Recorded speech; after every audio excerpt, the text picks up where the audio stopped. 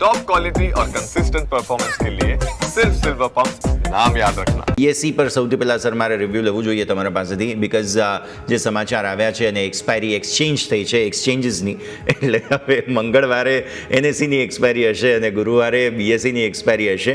બંનેના દિવસો પરિવર્તિત થઈ ગયા છે. ઘણી બધી વાતો ચાલતી હતી સર એક જ દિવસે એક્સપાયરી થવી જોઈએ, ઇવન એનએસસીને તો સોમવારની એક્સપાયરી પણ જોઈતી હતી, પણ ફાઇનલી હવે દિવસો એક્સચેન્જ થશે અને 1 સપ્ટેમ્બરથી થશે.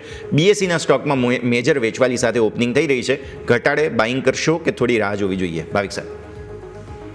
આઈ થિંક હજી પણ રાહ જોવી જોઈએ, કારણ કે બીએસસીનો આપણે સ્ટોક જોઈએ તો 1400થી સતત 3000 સુધીનું નિયરલી ડબલ આપણને એક રિટર્ન જોવા મળ્યું છે, અને એ પણ ટાઈમ ફ્રેમ આપણે જોઈએ તો બહુ શોર્ટ ટાઈમ ફ્રેમમાં નિયરલી 4 મહિનામાં. અને હવે જે કરેક્શન જે છે એ મારા ખ્યાલમાં થોડું સ્ટાર્ટ થયું છે. ઓલરેડી આપણે જોઈ ચૂક્યા છે કે સારું એવું જે પોઝિટિવ ન્યૂઝ તો ઓલરેડી ડિસ્કાઉન્ટ થઈ ચૂક્યું છે.